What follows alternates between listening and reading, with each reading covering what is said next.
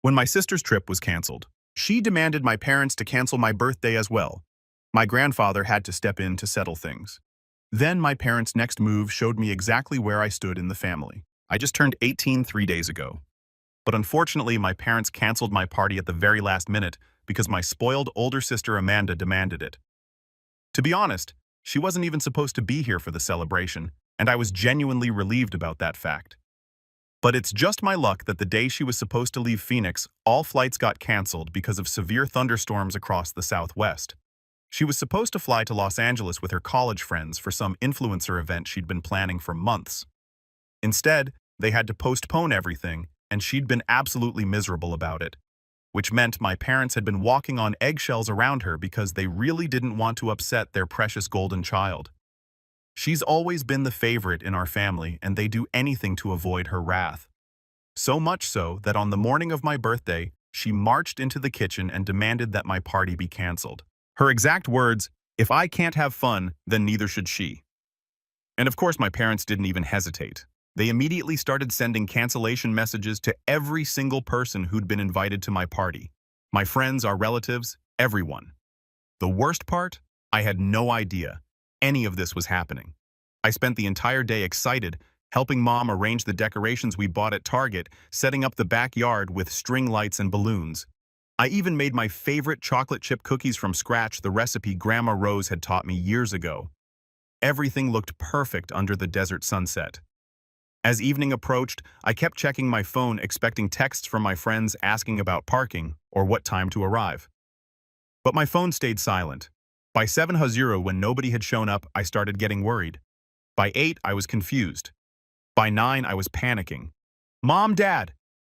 I called out, finding them in the living room watching some Netflix show like nothing was wrong. "Where is everyone?" Did something happen? That's when they finally told me. They'd canceled my 18th birthday party, the one milestone I've been looking forward to for months, without even asking me. All because Amanda was upset about her stupid LA trip. The rage that built up inside me was unlike anything I'd ever felt before. This wasn't just about one party. This was about 18 years of being treated like I didn't matter, of always coming second to my sister's needs and wants, and this was just the beginning of how everything would unravel. I completely lost my composure and started screaming at my parents. How could they do this to me? It was supposed to be my special day, my 18th birthday, my official entrance into adulthood. They'd been the ones who suggested throwing a big celebration in the first place, who'd helped me plan everything, who'd insisted we invite all our extended family from Tucson and Flagstaff. "You don't understand," Mom said, wringing her hands nervously. "Amanda is just so devastated about her trip. We didn't think it would be appropriate to have a party when she's in such a fragile emotional state." I shouted back, "She's 23 years old. I'm the one turning 18 and you canceled my party for her tantrum." My parents had always treated Amanda differently, always more gently, always prioritizing her feelings over mine. Throughout my childhood, I was expected to give up the last slice of pizza if Amanda wanted it, to let her choose what we watched on TV, to never wear the same style of clothes she liked because it might upset her personal aesthetic. I got her hand-me-downs while she got shopping trips to Scottsdale Fashion Square. But this crossed every line I'd ever drawn in my mind. "Keep your voice down," Dad warned, glancing toward the stairs. "You'll wake up Amanda." She finally managed to take a nap. That made me even angrier. Even now, even in the middle of ruining my birthday, they were more concerned about disturbing their precious daughter than addressing what they'd done to me. I found out later that they told everyone I was sick with a severe migraine and specifically requested that nobody contact me until the next day. That's why my phone had been so quiet. My friends actually thought they were being considerate by giving me space to recover. The manipulation was breathtaking. As I continued yelling, expressing 18 years of frustration and hurt, Amanda came downstairs in her silk pajamas, looking perfectly rested and smug. "What's all this noise about?" she asked innocently, like she didn't know exactly what was happening. When I told her how selfish and entitled she was being, she had the audacity to lecture me about empathy and consideration. "I'm going through something really difficult right now," she said, flipping her highlighted hair over her shoulder. "If you can't see how heartless it would be to have a party while I'm suffering, then you're more spoiled than I thought." That's when I snapped completely. I lunged at her, grabbing her perfectly styled hair, and we ended up in a full-blown physical fight right there in our Scottsdale living room. Our parents had to pull us apart, and that's when we heard the doorbell ring. None of us had heard it during the chaos, but someone was at our front door, and that someone was about to change everything. When Dad opened the door, my grandfather stood there, all 6 feet of distinguished presence, wearing his usual pressed khakis and polo shirt. Grandpa William had always been the family patriarch, the one person everyone respected and slightly feared. Even my parents straightened their postures when he walked into a room. "What in the hell is going on here?" he demanded, looking at my disheveled appearance and Amanda's messed-up hair. I could hear shouting from the driveway. Usually I would never tell anyone about the way my parents treated me. The constant favoritism seemed too petty to complain about, and I'd learned to keep family business private. But something about this moment, my canceled birthday. Amanda's smirk, my parents' complete indifference to my feelings, broke something inside me. So I told Grandpa William everything. Not just about tonight, but about years of being treated like a second-class citizen in my own home, about always having to sacrifice for Amanda's comfort, about never being allowed to outshine the golden child, about feeling invisible in my own family. The look on my grandfather's face shifted from confusion to shock to absolute fury. "Is this true?" he asked my parents sharply. Before they could answer, he continued, "Because if it is, then you've been lying to me for years about how you're raising these girls." That's when I learned something that changed my entire understanding of our family dynamics. Grandpa William revealed that he'd been sending my parents money every month for the past 3 years. Their small accounting firm in Tempe had been struggling, and they'd been on the verge of bankruptcy multiple times. My grandfather had been quietly keeping us afloat financially. Even my birthday party, the one they just canceled, had been paid for entirely by him. "I've been supporting this family because I thought you were raising both girls with love and fairness," he said, his voice getting dangerous. But clearly, I was wrong. Amanda, being the absolute fool she is, decided this was the perfect time to argue with our grandfather. She explained how traumatizing it was that her Los Angeles trip had been canceled, how she couldn't possibly be expected to watch other people celebrate when she was in such emotional pain. Grandpa William looked at her like she'd just spoken in a foreign language. "You think the world revolves around you, don't you?" he said quietly. "You think your 23-year-old tantrum is more important than your sister's 18th birthday?" The silence in our living room was deafening. Then my grandfather delivered the words that would change everything. "I'm done supporting this family. You're on your own now." He turned to me. "Aviana, go pack your bags. You're coming with me." The chaos that erupted after Grandpa William's announcement was something I'd never seen before. My parents immediately forgot all about me and started frantically trying to negotiate with my grandfather, begging him not to withdraw his financial support. "Dad, please, let's talk about this rationally," my father pleaded, following Grandpa William around our living room. "Maybe we made some mistakes, but we can work this out. We can change," Mom added desperately. We didn't realize how it looked from the outside. But my grandfather wasn't listening to their bargaining. He was focused entirely on me. "Aviana, do you want to come live with me?" he asked directly. "Because I can see now that this environment isn't healthy for you." I didn't hesitate for a second. Yes. What struck me most was that even as my parents begged Grandpa William to reconsider cutting off their money, neither of them tried to convince me to stay. They weren't upset about losing me. They were upset about losing his financial support. It was the final confirmation that everything he'd said about their priorities was absolutely correct. I ran upstairs and quickly packed my essential belongings: clothes, my laptop, my favorite books, the few pieces of jewelry that actually belonged to me rather than being Amanda's discards. As I stuffed everything into my suitcases, I could hear the argument continuing downstairs, my parents' voices getting more desperate by the minute. When I came back down with my bags, Grandpa William was already heading toward the door. He didn't even look back at his son as we left the house I'd lived in for 18 years. "I should have done this a long time ago," he said as we drove through the familiar streets of Scottsdale toward his house in Paradise Valley. "I knew something wasn't right, but I kept hoping things would improve on their own." His house felt like a sanctuary after the constant tension of living with my parents and Amanda. Grandpa William had always been successful. He'd been one of Arizona's top criminal defense attorneys before retiring, and his home reflected that success. But more importantly, it felt peaceful. "You'll stay here as long as you need," he told me that first night over dinner at his kitchen table. "Through the summer, through college, if you want whatever you need." For the first time in years, I felt like someone actually cared about my well-being. But my parents weren't going to give up that easily. My phone started buzzing almost immediately with their attempts to get me back. Not because they missed me, but because they needed me to convince Grandpa William to restore their financial lifeline. The real battle was just beginning. My parents' desperation became more obvious with every passing day: text messages, voicemails, emails. They tried every possible way to reach me, but their apologies felt hollow and calculated, designed to manipulate me back into their lives so they could restore their relationship with Grandpa William. "We realize we made mistakes," Mom's messages read. "We always thought you were stronger and more independent than Amanda, so we focused more attention on her because she seemed to need it more. We're sorry we took your strength for granted." The excuses were infuriating. Amanda is 5 years older than me. If anything, she should have been the one mature enough to handle sharing our parents' attention. But they were trying to reframe their favoritism as somehow being a compliment to my character. After a week of ignoring their increasingly frantic messages, I finally responded. I told my father exactly what I thought of their fake apologies, how I knew they only wanted me back to restore Grandpa William's financial support, and that I was done with their manipulation forever. That's when they made their crucial mistake. "We'll do anything to make this right," Dad texted back.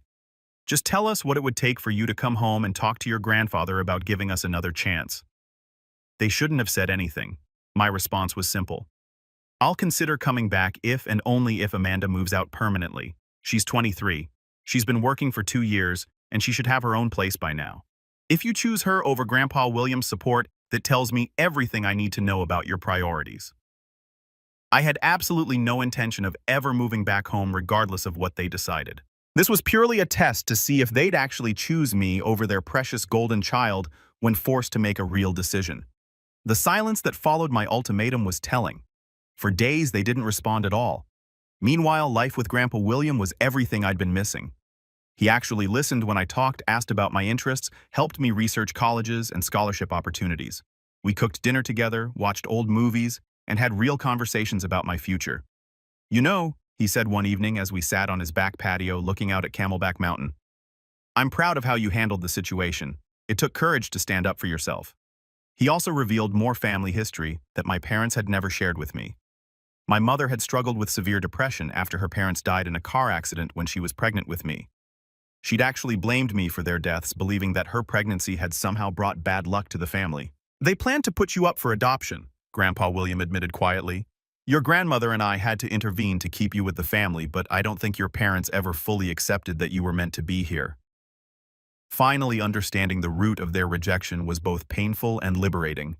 I wasn't the problem. I never had been. But my peaceful new life was about to be disrupted by an unwelcome visitor. 2 weeks after my ultimatum, I was walking home from Chaparral High School with my friend Tyler, a linebacker on our football team who'd become my unofficial bodyguard since I told him about my family situation. As we approached the school parking lot, I spotted a familiar figure leaning against a silver Honda Civic. Amanda.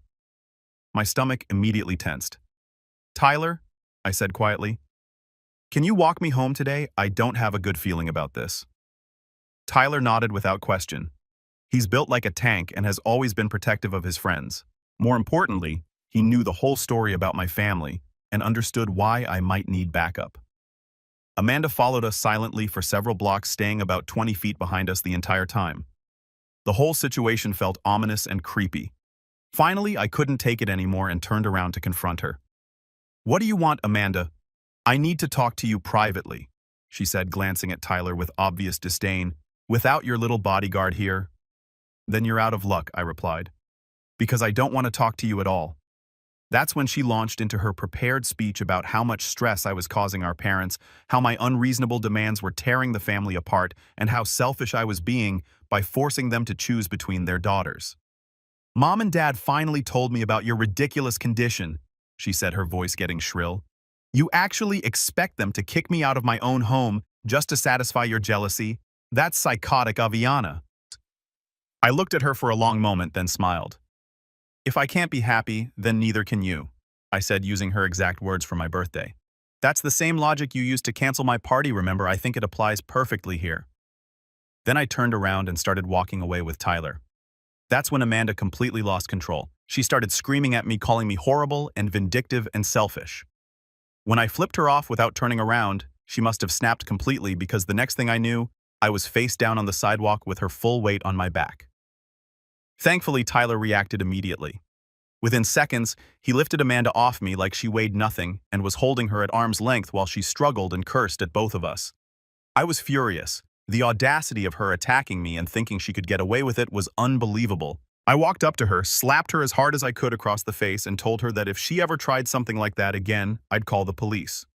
And given how much trouble you've already caused Mom and Dad, I added, I'm sure they wouldn't appreciate dealing with assault charges on top of everything else. Even then, she tried to continue arguing, but Tyler and I just walked away. She didn't follow us after that slap. When I got home and told Grandpa William what had happened, he was ready to call the police immediately. But I convinced him it wasn't worth it. Amanda had learned her lesson and she was already in a precarious position with our parents. I also finally told him about the condition I'd given my parents. Instead of being upset, he actually laughed and said it was brilliantly strategic. They deserve to squirm a little, he said. Let's see if they finally show you where their real priorities lie. 2 days later, we got our answer. The message from my parents came on a Thursday morning while I was eating breakfast with Grandpa William. It was short and brutally honest. We've decided to let Amanda continue living with us. You've shown us that you're not the kind of person we want influencing her.